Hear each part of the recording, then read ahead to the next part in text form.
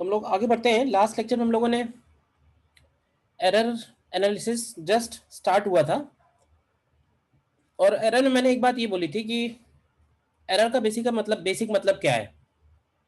कोई भी एक्सपेरिमेंट जब हम परफॉर्म कर रहे हैं तो इंस्ट्रूमेंट की वजह से जो एरर टेक्निकली इंट्रोड्यूस हो रहा है, जिसकी वजह से हमारा आंसर एक्यूरेट नहीं आ रहा है, उसको हम लोग एरर बोल रहे हैं। ठीक है ना।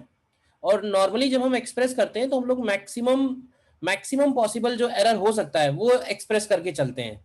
हो सकता है कि कोई एरर ना हो, बट हम लोग अपनी अपनी रेंज में आंसर हमेशा देते हैं। तो रेंज में देने का पर्पज यही होता है कि हमारा जो जो आंसर है, जो वैल्यू है, वो उसके बीच में ही हमेशा लाई करे। तो जैसे ये एग्जांपल मैंने लिया था कि रॉड का लेंथ अगर हम लोग मेजर कर रहे हैं और ये 12 और 3 के बीच में आ रहा है, 12 के पास में आ रहा है, तो हम इसको 12 mm और प्लस माइनस 1 mm लिख के चलेंगे। 1 mm क्या बनेगा? 1 mm इस इंस्ट्रूमेंट का जनरली क्या बनेगा? Least count. तो ये जो 1 mm लिखा हुआ है, इसको हम लोग बोल रहे हैं एब्सोल्यूट एरर।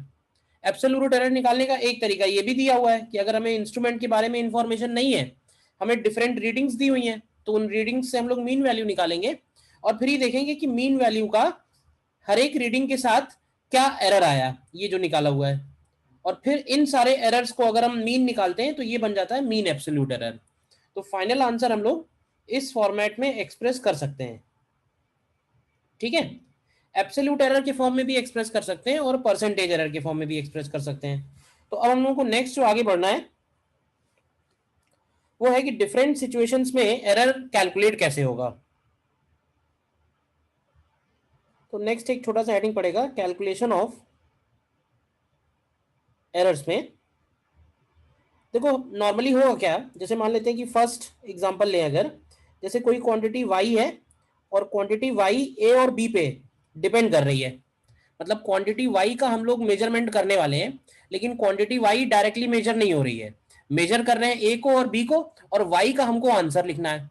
तो हमें a और b का एरर मालूम होगा, मतलब a का एरर दिया होगा, a की वैल्यू दी होगी a plus minus delta a, और b की वैल्यू दी होगी b plus minus delta B. मतलब ये हमें a और b की वैल्यू दी हुई है, और a और b की वैल्यू की हेल्प से हमको y का वैल्यू निकालना है। और y जो है वो a और b पे इस इक्वेशन के हिसाब से डिपेंड कर रहा है। तो हमें ये चाहिए कि y का एरर कैसे डिपेंड करेगा। तो देखो कोई भी इक्वेशन को अगर हमें एरर इक्वेशन में कन्वर्ट करना है, तो नॉर्मली है क्या, एरर की जो वैल्यू होगी वो उस वैल्यू के सामने, मतलब a और b के सामने बहुत छोटी होगी। तो हम एक काम कर सकते हैं, उस नॉर्मल पॉलिनोमियल को, जो भी इक्वेशन दी हुई है, उसको डिफरेंशियल में कन्वर्ट कर सकते हैं। और डिफरेंशियल में कन्वर्ट करने का तरीका सीधा सीधा ये है कि हम उसको डिफरेंशिएट कर सकते हैं। तो जैसे ये जो इक्वेशन दी हुई है, अगर हम इसको डिफरेंशिएट करें तो हमको क्या मिलेगा? तो हमको मिलेगा dy is equal to D A plus minus db, और dy को हम लोग लिख देंगे delta Y, and delta Y is equal to delta A plus delta B करेंगे। बस यहाँ पे एक बात ध्यान रखना है कि एरर्स जब हम कैलकुलेट कर रहे हैं तो हम लोग इंटरेस्टेड है मैक्सिमम पॉसिबल एरर क्या हो सकता है। तो मैक्सिमम पॉसिबल एरर के केस में एरर्स को हम सब्ट्रैक्ट नहीं करेंगे, हम एरर्स को हमेशा ऐड ही करेंगे। ठीक है ना। तो ये बात यहाँ पे नोट करने वाली है। In case we are calculating maximum possible error, then individual errors are always added। मतलब वो सब्ट्रैक्ट कभी नहीं होंगे। ध्यान रहे की बात, मतलब equation y equal to A plus B हो या equation y equal to A minus B हो, लेकिन जब हम डेल्टा y लिखेंगे तो delta y is always delta A plus delta B. बोलिए, ये हो गया फर्स्ट पॉइंट। और इक्वेशन किस फॉर्मेट की हो सकती है? तो इक्वेशन तो किसी भी फॉर्मेट की हो सकती है। इक्वेशन इस तरह से भी हो सकती है, y is equal to a to the power p and b to the power q। y is equal to a to the power p and b to the power q, जिसमें p और q power है, यानी कि mathematical numbers होंगे। और पहले की ही तरह जो a और b है ये हमको इसी तरह से दिए हुए हैं, पहले की तरह a और b हमको इसी तरह से दिए हुए हैं। तो इस केस में क्या करेंगे, जब यहाँ पे प्रोडक्ट है, ध्यान से देखो, अगर हम इसको डायरेक्ट डिफरेंशिएट करते हैं तो फिर हमें प्रोडक्ट रूल बनाना पड़ेगा। First function into derivative of second, second function into derivative of first. अगर हम उस स्टेप से बचना चाह रहे हैं, मैथमेटिकली थोड़ा बचाना चाह रहे हैं, तो एक काम ये कर सकते हैं कि हम इस इक्वेशन का पहले लॉग ले लेते हैं। तो log y इक्वल टू क्या आएगा, तो log y आएगा p log a plus q log b। और अब हम इसको डिफरेंशिएट करेंगे, तो अब डिफरेंशिएट करोगे तो क्या मिलेगा, तो मिलेगा dy upon y is p times dA upon a plus q times db upon b। तो एरर इक्वेशन में अगर बदलेंगे इसको तो इसको ऐसे लिखते हैं, delta y upon y is equal to mod of p times delta a by a plus mod of q times delta b by b। देखो, तो इस बार ऐसे बोल सकते हैं कि उनके रिलेटिव एरर्स ऐड हो रहे हैं और जो पावर थी वो उनके साथ मल्टीप्लीकेशन में आ जा रही है। मतलब अगर इक्वेशन हमारे सामने ये है तो इस इक्वेशन का एरर इक्वेशन ये बनेगा, इस इक्वेशन का एरर इक्वेशन ये बनेगा। बोलिए सेकंड पॉइंट, कोई डाउट या क्लियर है? सर अभी इसको अप्लाई करेंगे तो और क्लियर है। ठीक है ना। देन थर्ड पॉइंट में कभी ऐसा भी हो सकता है कि 1 upon Y is equal to 1 upon A plus minus 1 upon B है।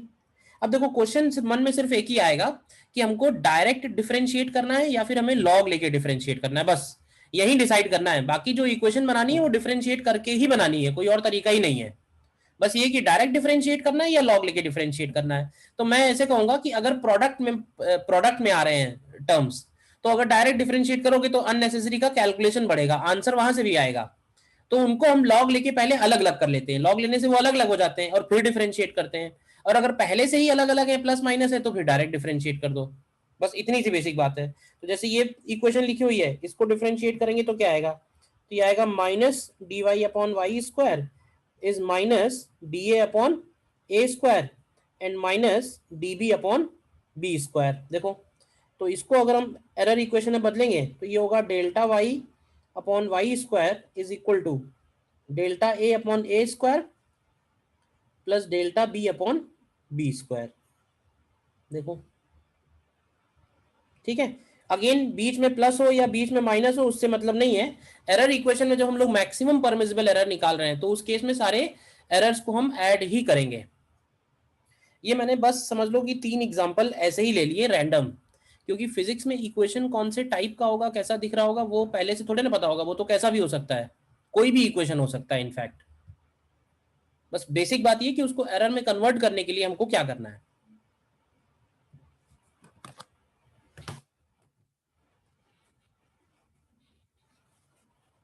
बोलिए।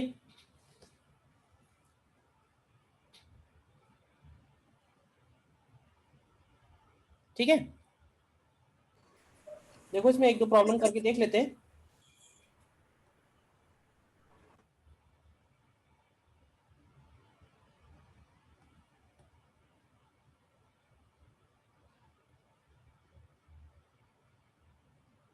जैसे ये क्वेश्चन नंबर 29 है, शीट का ही है, शीट का ही है ये क्वेश्चन नंबर 29। देखो करो ट्राई। इस क्वेश्चन में कह रहा है कि डेंसिटी मेजर कर रहे हैं, और डेंसिटी मेजर करने के लिए हमने मास मेजर किया है और एज मेजर किया है, क्योंकि डेंसिटी मेजर करने का डायरेक्ट इंस्ट्रूमेंट थोड़े ना होगा। तो हमने मास मेजर किया है और एज मेजर किया है। तो मास और एज से हमको डेंसिटी पे पहुंचना है। तो पहले तो हमको एक रिलेशन लिखना पड़ेगा which relates density with mass and edge length, और फिर उससे हमें एरर इक्वेशन में कन्वर्ट करना पड़ेगा। करो इसको, 1 मिनट दे रहा हूं। इसमें करना क्या है, डेंसिटी को हम लोग लिखेंगे, let say rho is equal to mass upon volume, और क्यूब है तो क्यूब का वॉल्यूम क्या हो जाएगा, ए क्यूब। अब हमको एरर निकालना है इन मेजरमेंट ऑफ डेंसिटी। तो पहले डेंसिटी चाहो तो निकाल लो। तो डेंसिटी कितनी बनेगी, मास की जगह 10 रखेंगे और ए क्यूब की जगह 0.1 होल क्यूब आएगा। तो ये कितना आ जाएगा, ये 10 पावर 4 आ जाएगा। क्यों भाई? और इसके बाद हम क्या करेंगे, इस इक्वेशन को लॉग लेके डिफरेंशिएट करेंगे। तो ध्यान देना, लॉग लेके अगर डिफरेंशिएट करेंगे तो ये बनेगा delta rho by rho is equal to delta M by M plus 3 times delta A upon A. देखो, तो ये वैल्यू निकल के आएगी डेल्टा एम बाई एम, तो ये होगा 0.1 अपॉन 10 प्लस 3 टाइम्स 0.01 अपॉन 0.1, और इसमें रो मल्टीप्लाई कर दो। रो मल्टीप्लाई करो तो यानी 10⁴। तो देखो डेल्टा रो का वैल्यू क्या निकल के आता है, सॉल्व करो इसको तो भाई।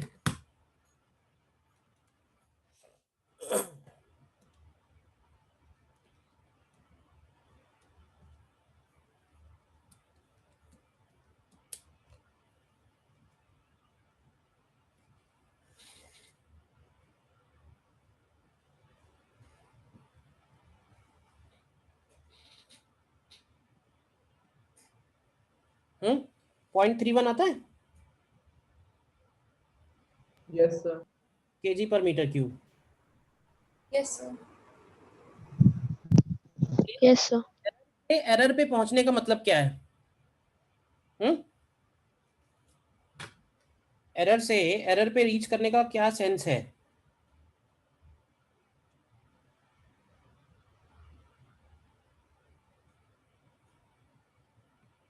और देखो जैसे ये क्वेश्चन है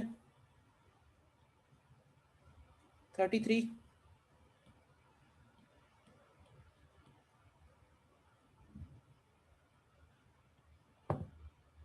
देखिए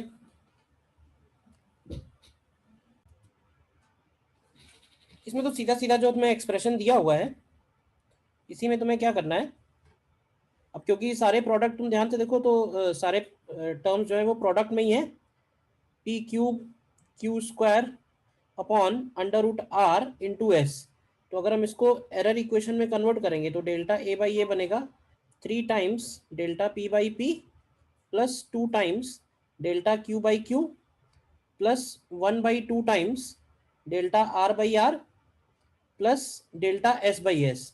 अब देखो वैसे तो ये रिलेटिव एरर है, बट अगर हम पूरी इक्वेशन में 100 मल्टीप्लाई कर दें तो यही परसेंटेज एरर हो जाएंगे। तो हम डायरेक्टली लिख सकते हैं भाई इसकी जगह हो जाएगा 0.5%, इसकी जगह रख देना 1%, इसकी जगह रख देना 3% और इसकी जगह हो जाएगा 1.5%। तो ये वैल्यू रखने के बाद 6.5% आ जाता है। ठीक है, बोलिए। तो पहला स्टेप तो यही है, error calculation when different errors are given. मतलब डिफरेंट क्वांटिटीज के एरर हमको दिए हुए हैं और हमें अपनी डिजायर्ड क्वांटिटी का एरर फाइंड करना है। तो एरर से एरर पे पहुंचने का रास्ता हो गया। ठीक है,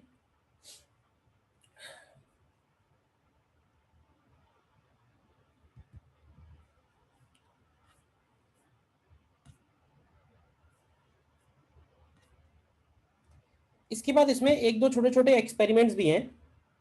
तो नेक्स्ट हेडिंग पड़ेगा एक measurement of gravity using simple pendulum.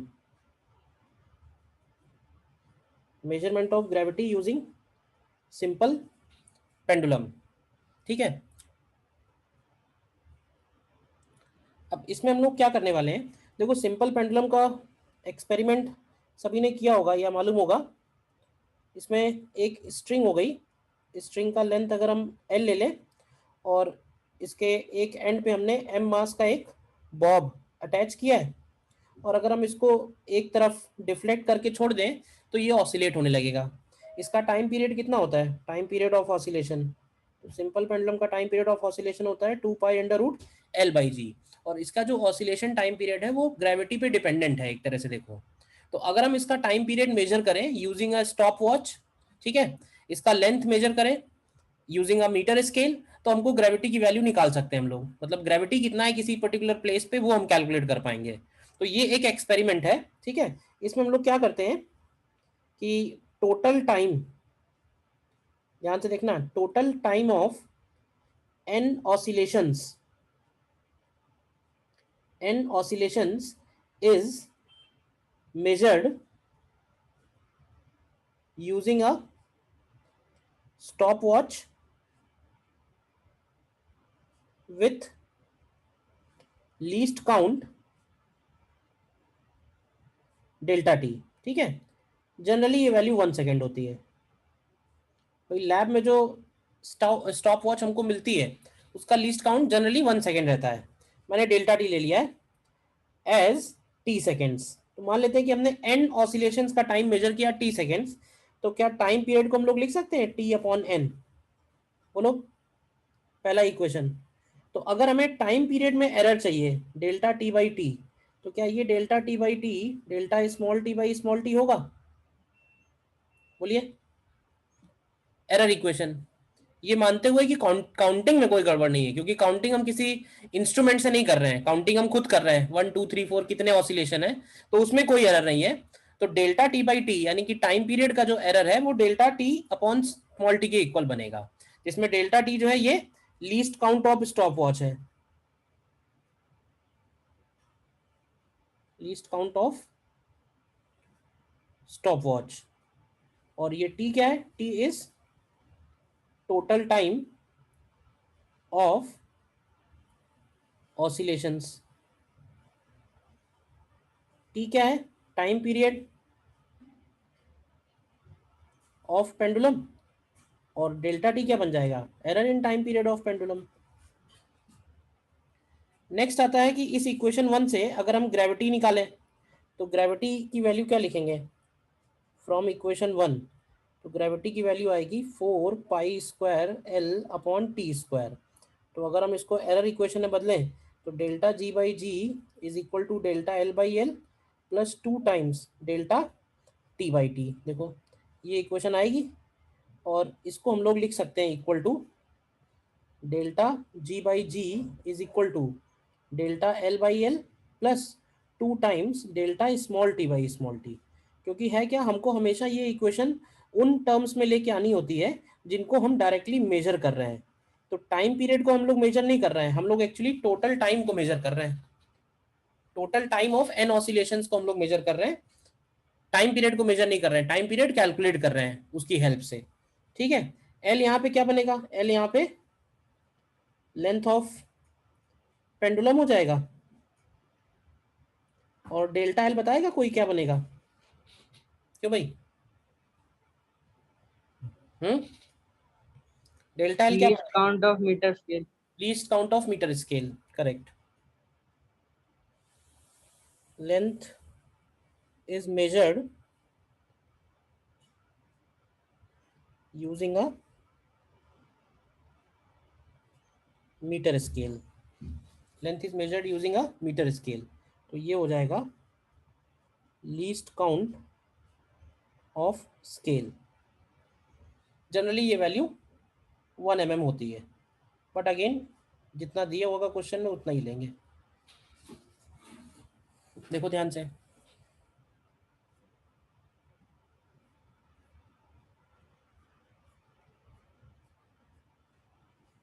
ठीक है। एक इसमें खास बात है, हालांकि अभी तक ऐसा कोई क्वेश्चन पूछा तो नहीं गया, बट हो सकता है फ्यूचर में पूछ लिया जाए, तो उसके लिए भी ध्यान रख सकते हो। भाई देखो, जब हम लोग ये लेंथ ऑफ पेंडुलम बोलते हैं, तो होता क्या है कि इसमें एक तो लेंथ ऑफ स्ट्रिंग है और एक इसमें रेडियस ऑफ बॉब भी है। तो लेंथ ऑफ पेंडुलम का मतलब होगा कि इस सस्पेंशन पॉइंट से लेके इस बॉब के सेंटर तक का डिस्टेंस। तो अगर क्वेश्चन में तुमको बॉब का साइज दिया हुआ है, तो ध्यान रखना वो इसीलिए दिया हुआ है कि तुम उसका जो लेंथ है वो एल एस प्लस आर के इक्वल लिखो।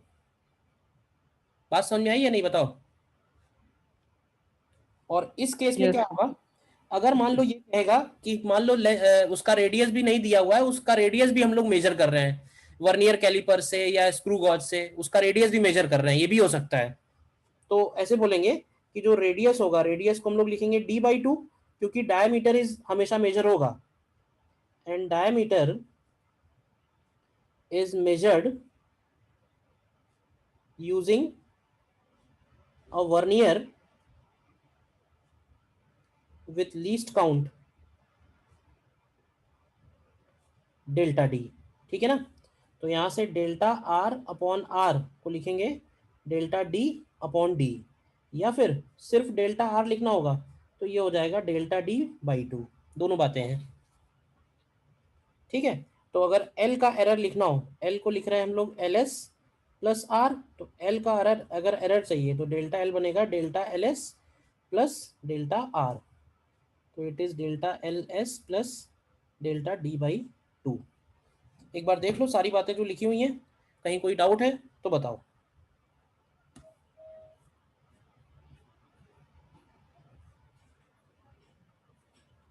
कोई कहीं डाउट है तो बताइए। बहुत इंपॉर्टेंट एक्सपेरिमेंट है, कई बार आ चुका है, मेन में भी आ चुका है और एडवांस में भी आ चुका है।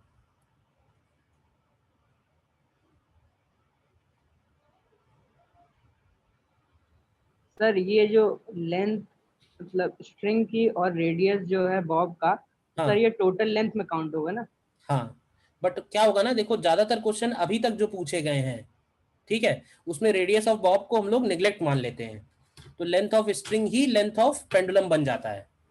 बट अगर हम मान लो एक्सपेरिमेंट बहुत सही तरीके से करना चाहते हैं जिससे कोई एरर ना आए, तो फिर हमें रेडियस ऑफ बॉब भी काउंट करनी चाहिए। ये है। ठीक है सर।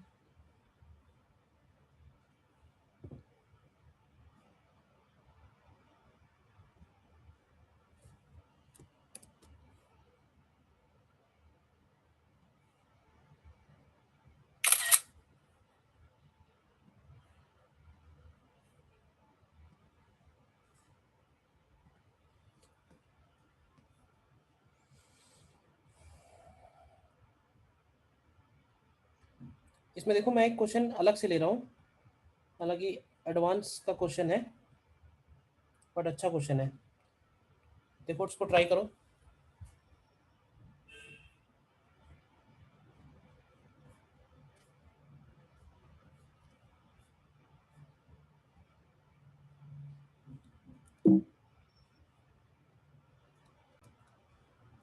देखो इस क्वेश्चन में क्या है, a student uses simple pendulum of exactly 1 metre. तो देखो एग्जैक्टली 1 मीटर का मतलब ये होगा कि इस केस में डेल्टा एल की वैल्यू 0 है, ठीक है ना। देखो हम एरर उन्हीं क्वांटिटीज में लेंगे जिन क्वांटिटीज का हम मेजरमेंट कर रहे हैं। अगर कोई क्वांटिटी हमको दी हुई है, उसने बोल दिया कि एक प्रिज्म है 60 डिग्री उसका एंगल है, तो उसका एंगल 60 डिग्री हम लोग फिर मेजर नहीं करेंगे। तो जो नोन क्वांटिटीज हैं उनमें कोई एरर नहीं है। तो ऐसे ही उसने कहा है कि 1 मीटर लेंथ का एग्जैक्टली लेंथ का पेंडुलम है, तो वो 1 मीटर हमें मेजर नहीं करना है, डेल्टा एल की वैल्यू 0 हो गई। इसके बाद कह रहा है कि लीस्ट काउंट जो है वो 1 सेकेंड है, तो डेल्टा टी की वैल्यू 1 सेकेंड हो गया। और कह रहा है कि 20 ऑसिलेशंस के लिए n=20 के लिए उसने टोटल टाइम 40 सेकेंड रिकॉर्ड किया है। तो हम लोग डायरेक्टली बोल सकते हैं कि delta T by T is equal to delta T by T हो जाएगा। तो ये 1/40 आ जाएगा। तो 1/40 अगर हम करेंगे तो ये 2.5% आएगा।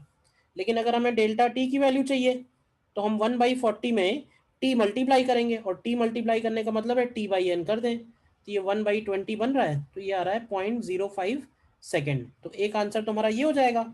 और ग्रेविटी में एरर कितना हो जाएगा, तो इस बार ग्रेविटी में एरर लिखेंगे delta L by L plus 2 time delta T by T. लेकिन डेल्टा एल बाई एल 0 है, तो डेल्टा टी बाई टी रखेंगे तो सिंपली 5% आ जाएगा।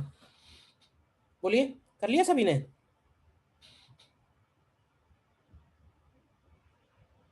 Yes, Yes, sir. sir. ठीक है ना। तो है बहुत सिंपल क्वेश्चन, एरर का भी क्वेश्चन गलत नहीं होना चाहिए, मतलब सिंपल टॉपिक ही है। बट हाँ थोड़ा सा कॉन्सेप्चुअल है, पॉइंट्स पता होने चाहिए सारे हमको।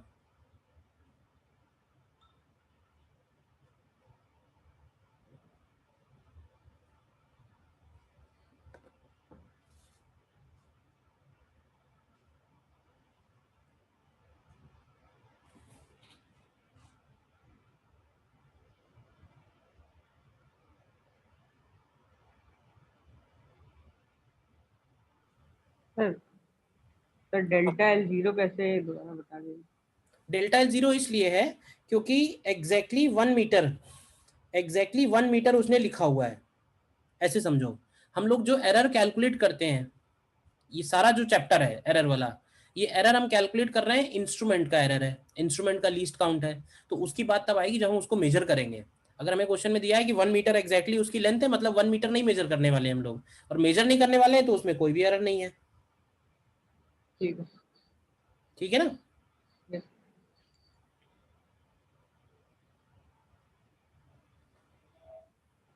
और देख लो इसमें क्वेश्चन।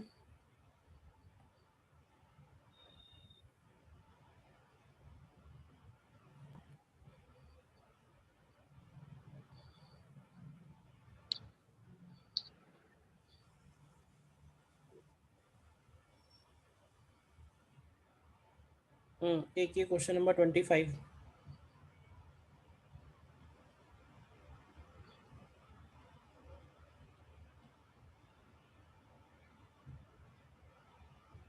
देखिए नेक्स्ट क्वेश्चन,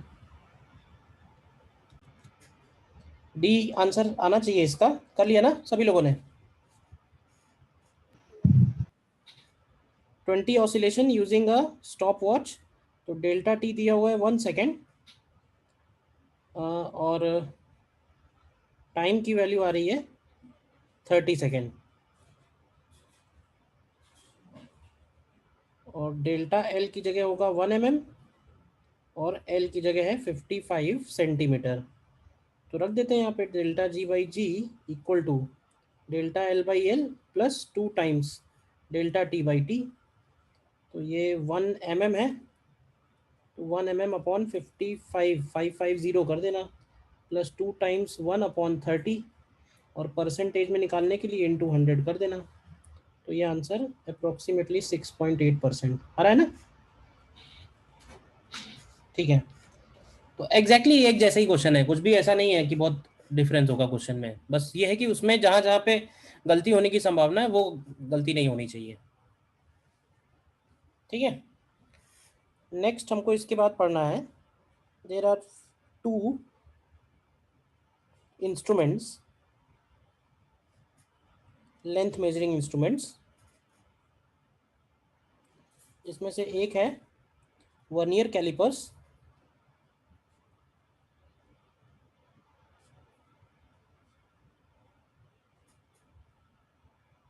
ठीक है। वर्नियर कैलिपर्स में क्या है, वर्नियर कैलिपर्स में 2 स्केल रहते हैं, एक रहता है इसमें मेन स्केल, और एक होगा इसमें वर्नियर स्केल। ठीक है, देखा होगा सभी ने वर्नियर कैलिपर्स, क्यों भाई? वर्नियर कैलिपर्स ये है इस टाइप का।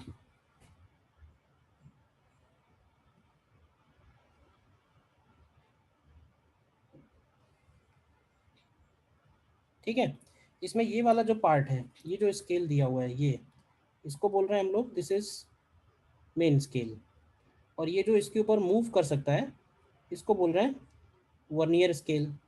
जो भी लेंथ हमको मेजर करनी होगी, हमें इन दोनों जॉस के बीच में उनको रखना होगा।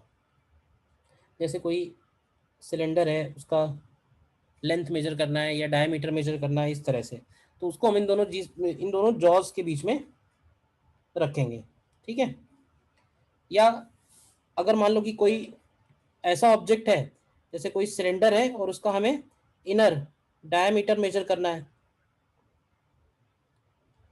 इनर डायमीटर, तो हम उसको इस तरह से यहाँ भी रख सकते हैं।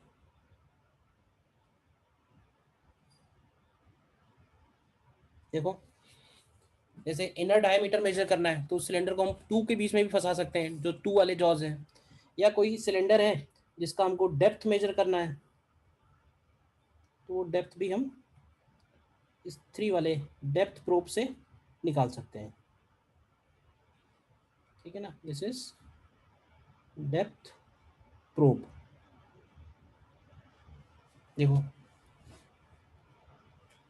अच्छा अब इसमें क्या है, अगर तुम इस कैलिपर्स को थोड़ा ध्यान से देखोगे तो इसमें क्या होगा कि इसके मेन स्केल पे भी डिविजन्स हैं, ध्यान से देखो। ठीक है, ये तो खैर और भी थोड़ा एडवांस टाइप का है, इसमें ऊपर भी डिवीजन है नीचे भी डिवीजन है, बट हम लोग मान के चलेंगे कि एक साइड कोई डिवीजन है, हम लोग इधर नीचे वाले कैटेगरी को स्टडी कर रहे हैं। ठीक है ना, तो मेन स्केल का जो नीचे वाला पार्ट है, तुम ध्यान से देखो तो वो सेंटीमीटर में ग्रेजुएटेड है।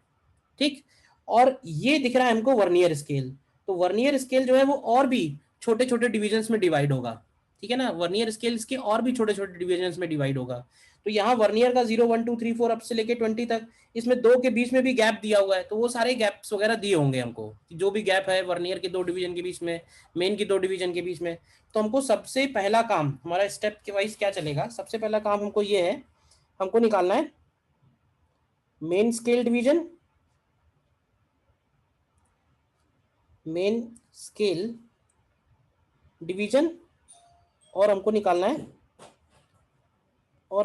है vernier scale division, main scale division and vernier scale division. अगर हमको एक मेन स्केल डिवीजन मिल गया, एक वर्नियर स्केल डिवीजन मिल गया, तो इस इंस्ट्रूमेंट का जो लीस्ट काउंट होगा, least count of vernier callipers is defined as 1 main scale division minus 1 vernier scale division, 1 main scale division minus 1 vernier scale division. सबसे पहला काम तो ये है, इससे हमको लीस्ट काउंट पता चलेगा। अच्छा, जब हम इससे रीडिंग लेंगे तो ध्यान रखना, रीडिंग ऑफ वर्नियर कैलिपर्स जो है वो 2 रीडिंग्स का सम बनेगी। कौन कौन सी 2 रीडिंग्स, तो इसमें से एक होगी main scale reading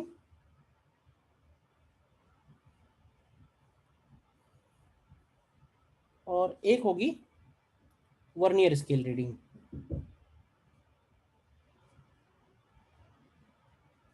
main scale reading and vernier scale reading. Main scale reading कैसे लेंगे, तो मेन स्केल रीडिंग हमको बताएगा ये जो वर्नियर का पहला 0 है, दिख रहा है, ये जो वर्नियर का 0 है इसको हम लोग बोलते हैं this is first division of vernier scale, दिख रहा है।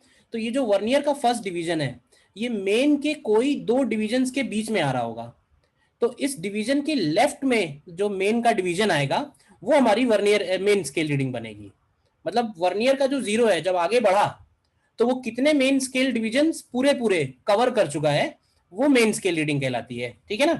तो इसको हम लोग लिख सकते हैं the division on main scale which lies just left to the 0 of vernier scale, the division on main scale which lies just left to the 0 of vernier scale, और इसमें हम मल्टीप्लाई करेंगे 1 MSD का, क्योंकि मेन स्केल डिवीजन जो है वो millimetre का भी हो सकता है और मेन स्केल डिवीजन 0.5 मिलीमीटर का भी हो सकता है।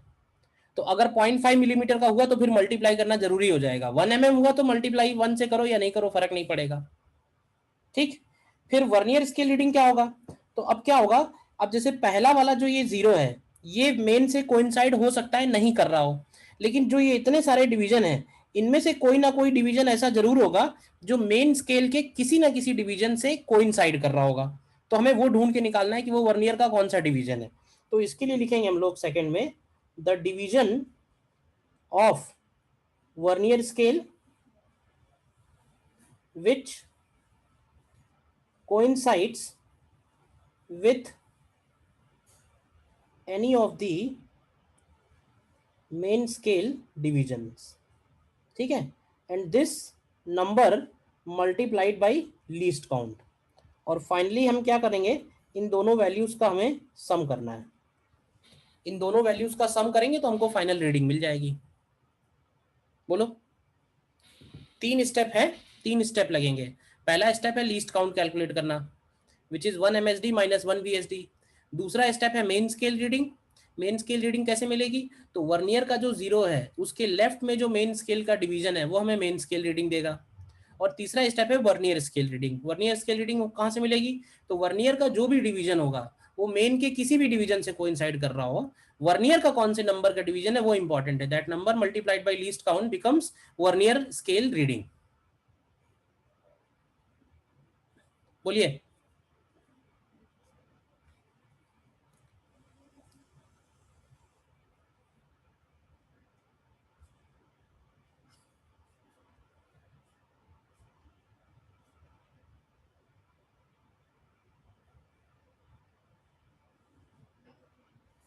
क्लियर है इतनी बेसिक बातें? Yes sir. Yes, sir.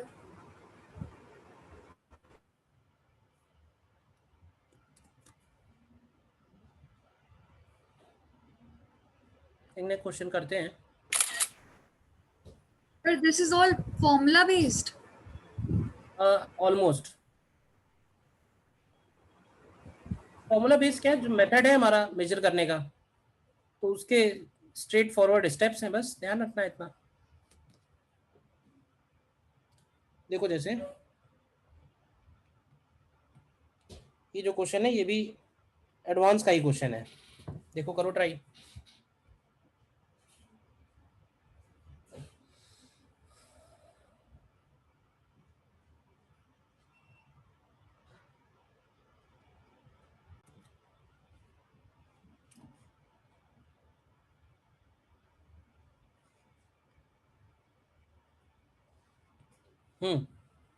इस केस में कह रहा है it is found that zero of vernier scale lies between 5.10 and 5.15। ध्यान से समझना, तो ये हो गया zero of vernier scale, it lies between 5.10 and 5.15 of main scale. तो इसका मतलब मेन स्केल रीडिंग क्या हो जाएगी, तो मेन स्केल रीडिंग इसमें 5.10 सेंटीमीटर ही बन जाएगी। And vernier scale has 50 divisions equivalent to 2.45। तो ऐसे देखो 50 vernier scale division equal to 2.45, तो वन वर्नियर स्केल डिवीजन कितना हो जाएगा, तो ये हो जाएगा 2.45 अपॉन 50 सेंटीमीटर। इसकी ज़रूरत हमें इसलिए पड़ेगी क्योंकि हमें लीस्ट काउंट चाहिए, लीस्ट काउंट हो जाएगा 1 MSD माइनस 1 VSD। 1 MSD बताओगे कितना होगा मेन स्केल डिवीजन, जब ये दोनों वैल्यूज दी हुई हैं तो इसका मतलब है इसीलिए तो दी हुई है क्योंकि ये जो है ये 1 MSD बनेगा। क्लियर है, दोनों के बीच का डिस्टेंस, तो ये हो जाएगा 0.05, तो 0.05 माइनस 2.45 अपॉन 50, तो ये सॉल्व करके कितना आता है 0.005 आता है। ठीक है 0.001 0.001 आता है। yes वर्नियर स्केल रीडिंग क्या हो जाएगी, वर्नियर स्केल रीडिंग हो जाएगी 24 इंटू लीस्ट काउंट, तो ये हो जाएगा 0.024। तो यहाँ से फाइनल रीडिंग क्या हो जाएगी, फाइनल रीडिंग दोनों को ऐड कर देंगे तो 5.124 सेंटीमीटर। बोलिए yes sir ठीक है ना।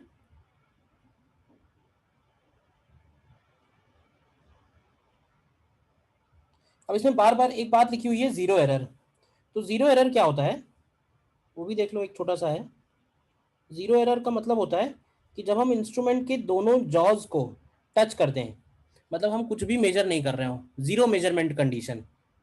तो अगर जीरो मेजरमेंट कंडीशन में दोनों के जीरो जीरो कोइंसाइड कर रहे हैं, मतलब कि मेन स्केल का जीरो और वर्नियर स्केल का जीरो कोइंसाइड कर रहे हैं, तो इसको इसको हम लोग बोलते हैं there is no zero error. ठीक है, लेकिन अगर ऐसा नहीं है, तो अगर ऐसा नहीं है तो दो पॉसिबिलिटी है।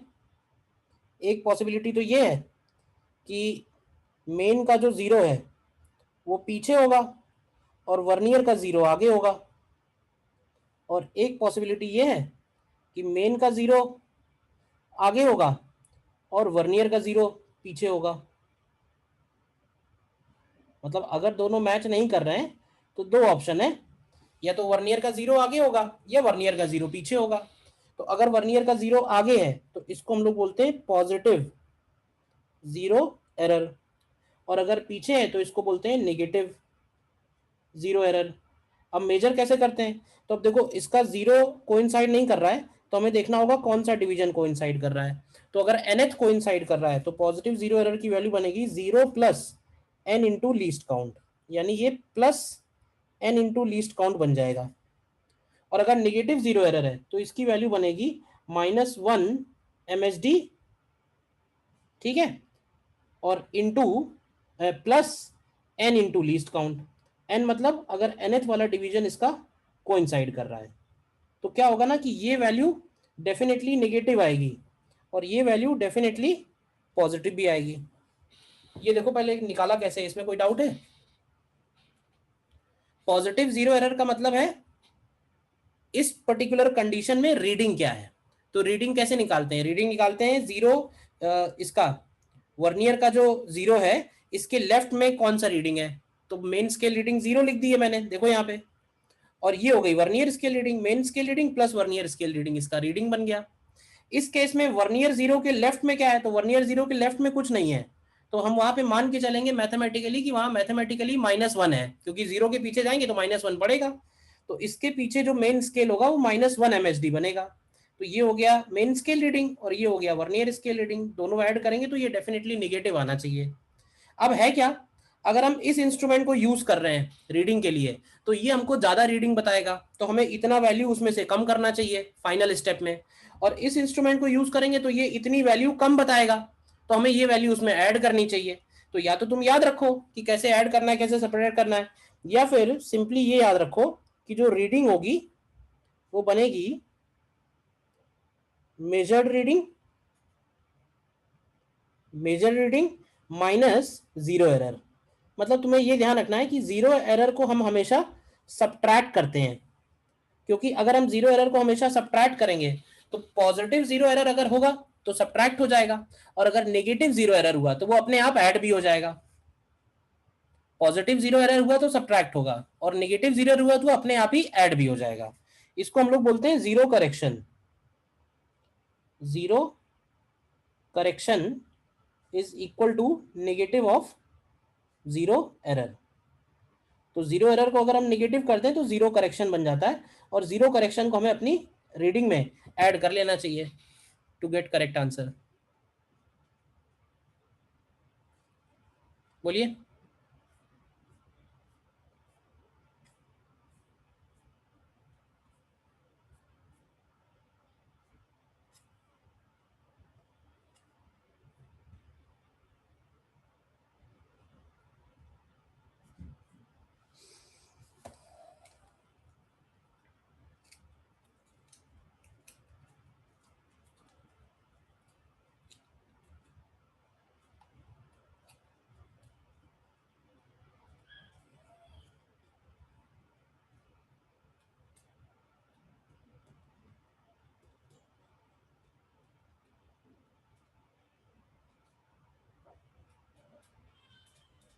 ठीक है,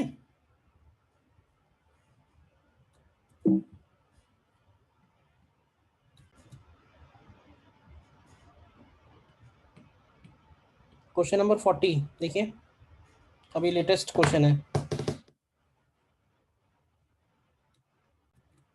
इस क्वेश्चन में ध्यान से देखो, इसमें लिखा है कि दोनों जॉज जब हम टच करते हैं, ध्यान से देखो, तो 7th डिवीजन ऑफ वर्नियर है जो कोइंसाइड कर रहा है मेन स्केल डिवीजन से, और zero of vernier lying to the right side of zero of main scale.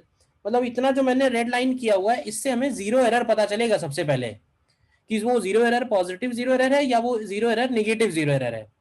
इसके बाद फिर आगे क्वेश्चन स्टार्ट होता है। तो सबसे पहले हमें इसमें क्या निकालना होगा, सबसे पहले हमें इसमें लीस्ट काउंट निकालना होगा। तो 1 main scale division is given 1 mm and 10 vernier scale division equal to 9 main scale division, तो ये इक्वल टू हो जाएगा 9 mm। तो 1 वर्नियर स्केल डिवीजन कितना हो जाएगा, तो 1 वर्नियर स्केल डिवीजन हो जाएगा 0.9 mm। तो सबसे पहले निकालो लीस्ट काउंट, लीस्ट काउंट बनेगा 1 MSD माइनस 1 VSD, तो ये आ जाएगा 0.1 mm। तो 0.1 mm इसका लीस्ट काउंट हो गया। इसके बाद बढ़ते हैं जीरो एरर पे। तो जीरो एरर कौन सा है, पॉजिटिव है या जीरो नेगेटिव है, तो देखो वर्नियर का जीरो मेन जीरो के राइट साइड में है, यानी मेन का जो जीरो है वो लेफ्ट साइड में, तो हमारा पॉजिटिव जीरो एरर वाली कंडीशन बनी। ऊपर देखो तो मेन स्केल रीडिंग जीरो हो जाएगी और वर्नियर स्केल रीडिंग हो जाएगी L इंटू लीस्ट काउंट, तो ये आ जाएगा 0.7 mm। इसके बाद मेजर्ड रीडिंग क्या बनेगी, मेजर्ड रीडिंग के लिए उसने कहा है कि जो वर्नियर का जीरो है वो 3.1 और 3.2 के बीच में है, और फोर्थ वर्नियर को इनसाइड कर रहा है, तो 3.1 लेंगे तो 3.1 सेंटीमीटर में आ जाएगा, और 4 इंटू लीस्ट काउंट 0.1 mm है, तो इसको ध्यान ऐड करोगे तो थोड़ा ध्यान से ऐड करना, क्या लिखेंगे इसको हम लोग, इसको 31.4 लिख देते हैं, 31.4 mm में आएगा। तो फाइनल आंसर जब लिखेंगे तो उसमें से एरर हटाएंगे, तो 31.4 में से 0.7 सब्ट्रैक्ट करेंगे तो ये 30.7 mm आएगा। Which is 3.07 centimetre. बोलिए, क्लियर है? कोई डाउट पूछिए।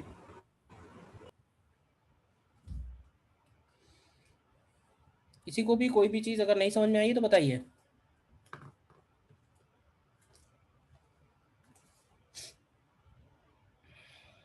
ठीक है, तो it was all about vernier callipers.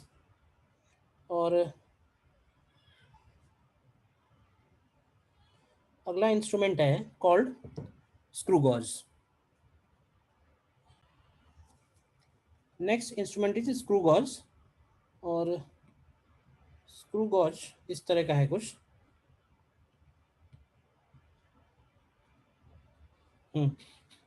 Screw gauge में क्या है, ध्यान से देखो अगर तुम, तो इसमें जो भी लेंथ हमको मेजर करनी होगी उसको हम इन दोनों जॉज के बीच में, इनको जॉज नहीं बोलते, इनको बोलते हैं स्टड्स, तो उनको हम इन दोनों स्टड्स के बीच में रखते हैं।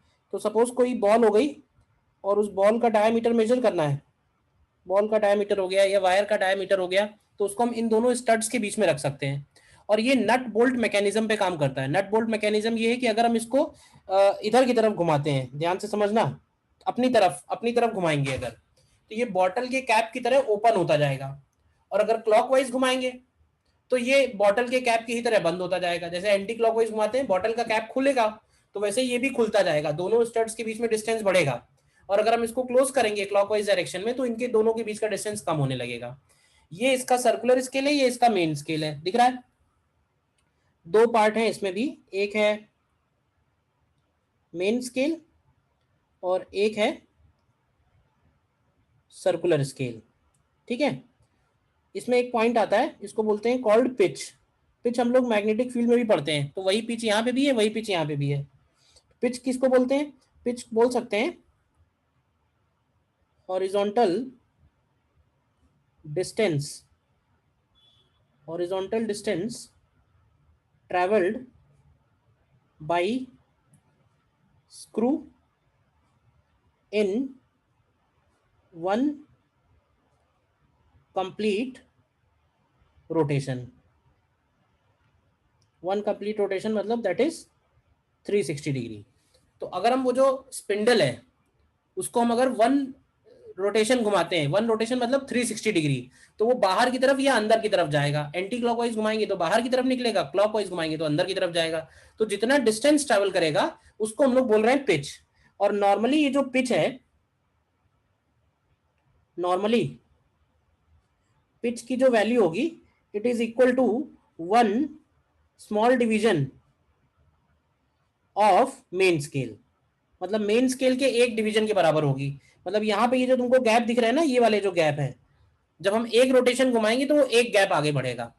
तो हम ऐसे बोल सकते हैं कि पूरा का पूरा 360 डिग्री, मतलब वो जो एक गैप है उसको हमने 360 डिग्री में डिवाइड कर दिया है। तो इस इंस्ट्रूमेंट का जब हम लोग लीस्ट काउंट लिखते हैं, तो इस इंस्ट्रूमेंट का लीस्ट काउंट आता है equal to pitch upon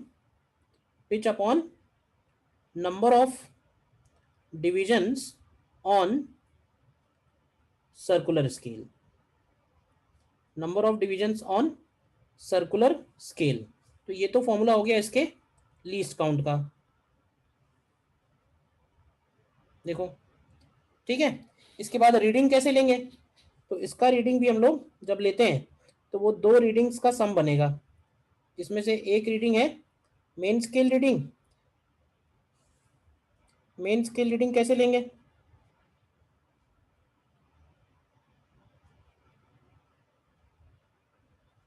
main scale reading हम सीधे सीधे ऐसे बोल सकते हैं कि highest visible division, highest visible division on main scale, और इनटू कर देंगे 1 MSD। तो ये हो गया मेन स्केल रीडिंग। और दूसरा बनेगा इसका circular scale reading. Circular scale reading, circular scale reading क्या बनेगा? तो भाई सर्कुलर स्केल रीडिंग बनेगा the division of circular scale which coincides with horizontal reference line and multiplied by least count। देखो हॉरिजॉन्टल रेफरेंस लाइन हमको दिख रही है, वो जिसको हम लोग बेस लाइन लिखा हुआ है, जिसको डायग्राम में बेस लाइन लिखा हुआ है। बोलो प्रोसेस क्लियर है? काफी मिलता जुलता ही है, वर्नियर की तरह ही है। Main scale reading plus circular scale reading. Main scale reading कैसे पता चलेगी? तो इसमें तो बहुत आसान है। इसमें तो हमसे ऐसे बोल सकते हैं कि सामने जो दिखाई दे रहा है, मतलब जो हाईएस्ट डिवीजन हमको दिख रहा है, वो मेन स्केल रीडिंग हो जाएगा। और सर्कुलर स्केल मतलब सर्कुलर स्केल का जो भी डिवीजन उस लाइन से, हॉरिजॉन्टल लाइन से कोइंसाइड कर रहा होगा, वो सर्कुलर स्केल रीडिंग हो जाएगा। उसमें लीस्ट काउंट का मल्टीप्लाई करेंगे, इसमें एमएसडी का मल्टीप्लाई करेंगे।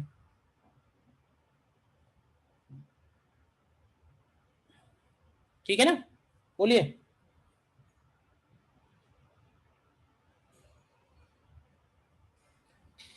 और यहां भी जीरो एरर निकालने का वही मेथड होगा।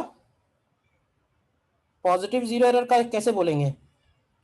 पॉजिटिव जीरो एरर बोलेंगे when zero of main scale is not visible. मतलब मेन स्केल का जीरो अगर विजिबल नहीं है, सॉरी मेन स्केल का जीरो विजिबल नहीं है, तो ये नेगेटिव जीरो एरर बनेगा। तो नेगेटिव जीरो एरर की वैल्यू हो जाएगी -1 into MSD and plus n into least count. मतलब सर्कुलर स्केल का nth कोइंसाइड कर रहा होगा, मेन स्केल का जीरो दिखाई नहीं दे रहा है, जीरो नहीं दिखाई दे रहा है, तो जीरो के पीछे क्या लेंगे? जीरो के पीछे हम लोग -1 लेंगे। और पॉजिटिव जीरो एरर कैसे निकालेंगे? तो पॉजिटिव जीरो एरर होगा when zero of main scale is visible.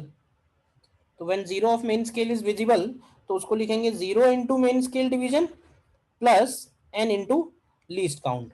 और जब हम फाइनल आंसर लिखेंगे, फाइनल आंसर, फाइनल रीडिंग, तो फाइनल रीडिंग के लिए हम लोग मेजर्ड रीडिंग में से जीरो एरर को सब्ट्रैक्ट करेंगे।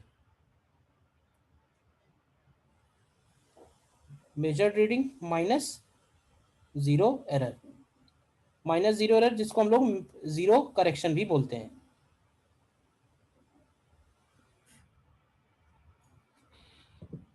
देखिए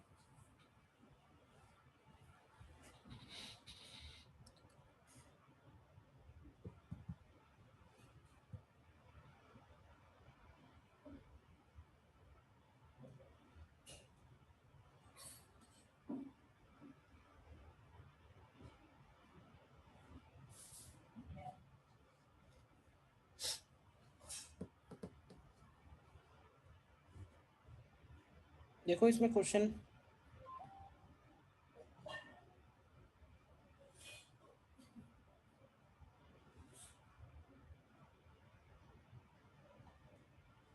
देखो, जैसे लास्ट ईयर वाला ही करते हैं।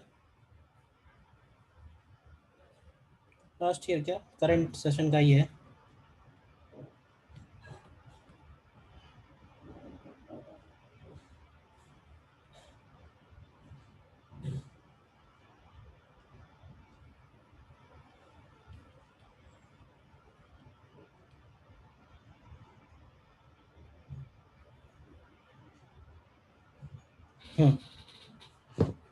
देखिए question,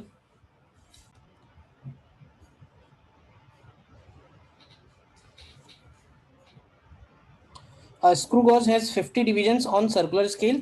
The circular scale is 4 units ahead of pitch scale marking prior to use. ठीक है ना? मतलब यूज करने से पहले ही वो 4 यूनिट्स अहेड है। तो पॉजिटिव जीरो एरर कितना होगा? क्यों भाई? On displacement 0.5 mm distance is noticed on pitch scale. तो इसका मतलब इसका पिच हो जाएगा 0.5 mm और नंबर ऑफ डिविजन्स 50 है, तो लीस्ट काउंट कितना बनेगा? लीस्ट काउंट हो जाएगा 0.5/50, तो ये आएगा 0.01 mm। तो भाई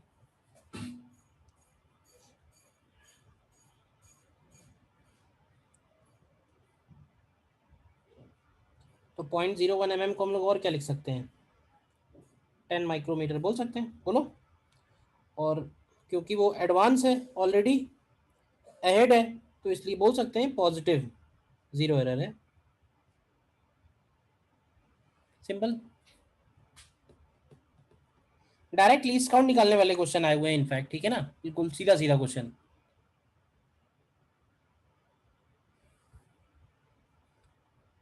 क्वेश्चंस आप इसके कंप्लीट करना डीबीपी से, ठीक है ना, तो मुझे लगता है हो जाएंगे सारे ऑलमोस्ट।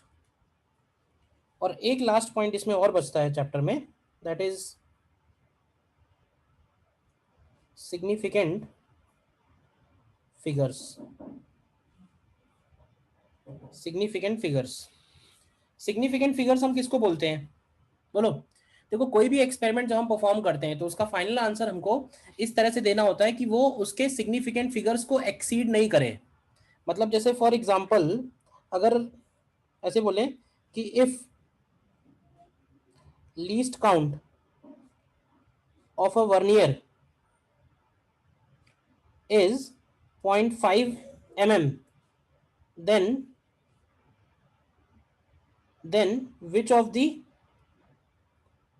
following readings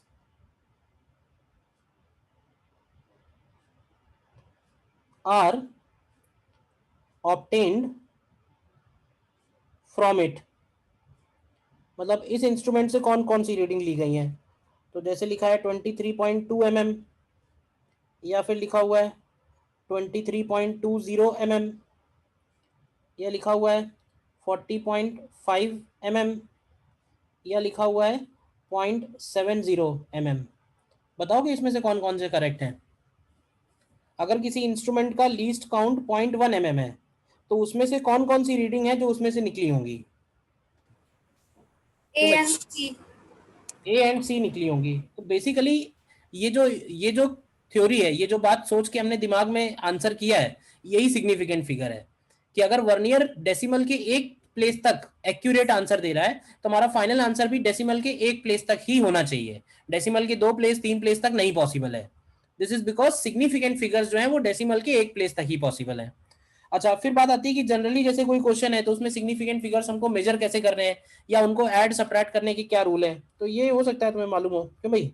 जैसे मान लो लिखा हुआ है 1.00203, तो इसके अंदर कितने सिग्निफिकेंट फिगर है, या 0021 इसके अंदर कितने सिग्निफिकेंट फिगर है, या लिखा हुआ है 1.0010⁻2 इसके अंदर कितने सिग्निफिकेंट फिगर है, या लिखा हुआ है 12.10 इसमें कितने सिग्निफिकेंट फिगर है, बताइए। देखो जितने भी नॉन जीरो डिजिट्स हैं, नॉन जीरो डिजिट्स तो सिग्निफिकेंट होते ही हैं, लेकिन अगर नॉन जीरो के बीच में जीरो आ रहा है तो वो सिग्निफिकेंट होगा। स्टार्टिंग वाला जो जीरो होगा वो सिग्निफिकेंट नहीं होगा, लेकिन जो एंड वाला जीरो है अगर वो डेसिमल नंबर है तो वो सिग्निफिकेंट होगा।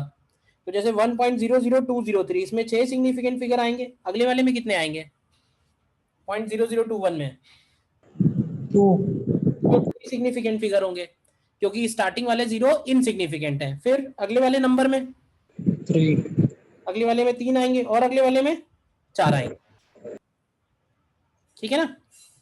ऐड करते हैं तो एडिशन सब्ट्रैक्शन में क्या आप ध्यान रखते हैं बताओगे, एडिशन एंड सब्ट्रैक्शन में सपोज अगर हमें कहा जाए फॉर एग्जांपल 1.23 में ऐड करना है 0.9, तो बताओगे क्या आंसर आएगा।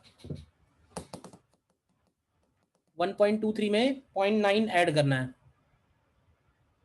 तो देखो एडिशन सब्ट्रैक्शन में जो रूल लगता है वो है डेसिमल प्लेस का। जितने भी नंबर्स हम ऐड या सब्ट्रैक्ट कर रहे हैं उनमें सबसे लीस्ट डेसिमल प्लेस वाला जो नंबर होगा हमें फाइनल आंसर उसी के टर्म्स में देना होगा। मतलब अगर 1.23 में देखोगे तो इस पॉइंट इसमें up to 2 decimal places answer है, इसमें अप टू 2 डेसिमल है, 0.9 में अप टू 1 डेसिमल है।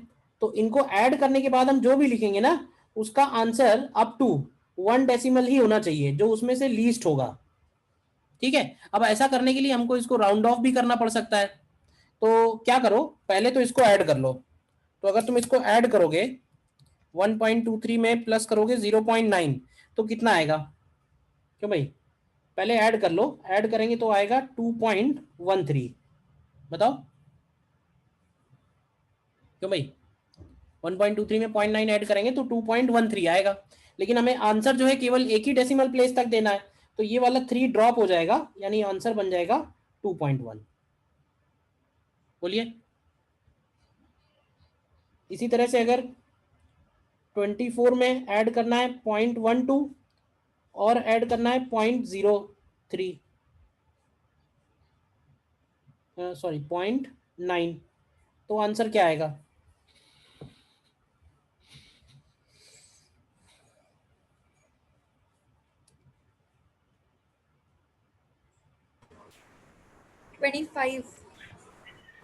सर 25.0।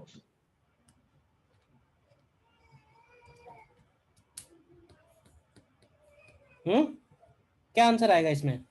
सर 25.0। इसमें आंसर 25 ही आएगा, सिर्फ कोई पॉइंट नहीं आएगा, क्योंकि 24 में कोई भी डेसिमल प्लेस नहीं है, तो इसमें भी नो डेसिमल होना चाहिए। ठीक है सर। बात समझ में आई या नहीं आई? एडिशन सब्ट्रैक्शन में जो least number of decimal places होंगे हम उतना ही आंसर कर सकते हैं। और मल्टीप्लिकेशन डिवीजन में क्या रूल लगता है? मल्टीप्लिकेशन एंड डिवीजन में क्या रूल लगता है? तो मल्टीप्लिकेशन डिवीजन में लगता है जैसे 1.2 में मल्टीप्लाई करना हो 0.4 का, तो क्या आएगा? तो देखो 1.2 में अगर तुम देखो तो 2 सिग्निफिकेंट फिगर हैं, ठीक है। 0.4 में एक ही सिग्निफिकेंट फिगर है, तो हमारा जो फाइनल आंसर आना चाहिए ना, तो वो भी एक ही सिग्निफिकेंट फिगर में आना चाहिए। मतलब जो लीस्ट सिग्निफिकेंट फिगर्स वाला बनेगा आंसर, वो वाला आंसर लेंगे हम लोग। तो 1.2 में 0.4 मल्टीप्लाई करेंगे, तो पहले मल्टीप्लाई कर लो, कितना आएगा? मल्टीप्लाई करोगे तो आएगा 0.48। बताइए, मल्टीप्लाई करोगे तो 0.48 आएगा, लेकिन 0.48 में ध्यान से देखो तो 2 सिग्निफिकेंट फिगर हो गए, तो इस 0.48 को हम लोग राउंड ऑफ करेंगे एक सिग्निफिकेंट फिगर में, तो आंसर क्या होगा? आंसर हमारा 0.5 बनेगा। ठीक है, इस केस में आंसर हमारा 0.5 बनेगा। बताओ। Yes sir. ठीक है ना? Yes, sir. राउंडिंग ऑफ के रूल मालूम है? जैसे मान लो हमें 1.237 या 1.243 या हमें 1.235 एंड 1.245, इन सबको अगर राउंड ऑफ करना है अप टू 2 डेसिमल प्लेस, तो बताओगे क्या लिखेंगे? हमें up to 2 decimal place round off करना है इनको, तो राउंडिंग ऑफ का क्या रूल है? तो देखो 5 से ज्यादा होता है तो हम एक डिजिट बढ़ा देते हैं, 5 से कम होता है तो हम वैसे ही छोड़ देते हैं, और 5 होता है तो क्या करते हैं?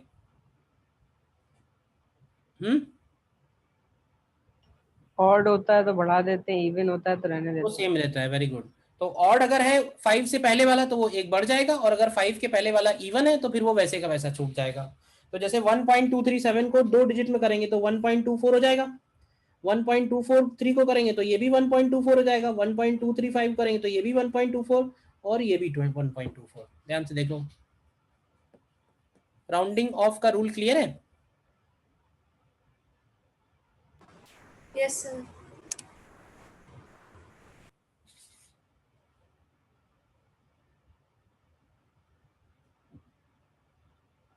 देखो जैसे ये क्वेश्चन है,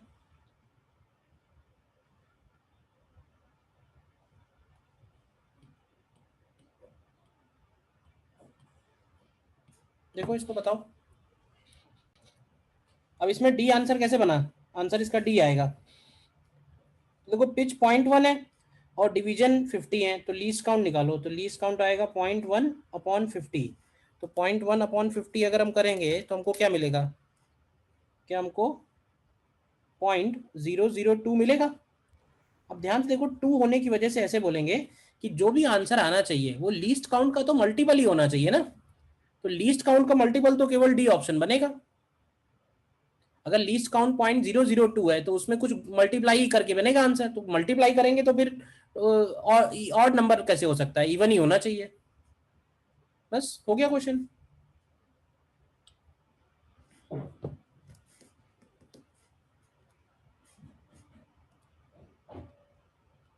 बोलिए। यस ठीक है, तो इतनी बातें हैं जो मेन हमको ध्यान रखनी है इस चैप्टर में। और अगेन फिर से कहूंगा, बहुत इंपॉर्टेंट चैप्टर है ये। डीबीपी मैंने ऑलरेडी दे रखी है आपको ग्रुप में, आप उसको एक बार सॉल्व कर लेना जरूर से, ठीक है। और कुछ डाउट्स होते हैं तो बताइएगा। अच्छा, इसके अलावा भी कुछ क्वेश्चंस हैं जो मुझे लगते हैं कि कर लेने चाहिए और थोड़े से अच्छी क्वालिटी के, तो वो मैं अलग से भेज देता हूँ ग्रुप पे, तो वो भी आप अपनी थ्योरी कॉपी में ही सॉल्व कर लेना। बोलिए, ठीक है। अगला टॉपिक हम लोग Okay. Kinematics start sir. करेंगे। अगला टॉपिक काइनेमेटिक्स स्टार्ट करेंगे। वेक्टर्स मैंने कहा है कि आप लोग अपने आप स्टडी कर लो, और कुछ डाउट है तो मुझसे पूछो। वेक्टर्स में मतलब मुझे नहीं लगता कि कुछ ऐसा पढ़ाने वाला है, 11th के बच्चों को पढ़ाया जाता है वेक्टर्स।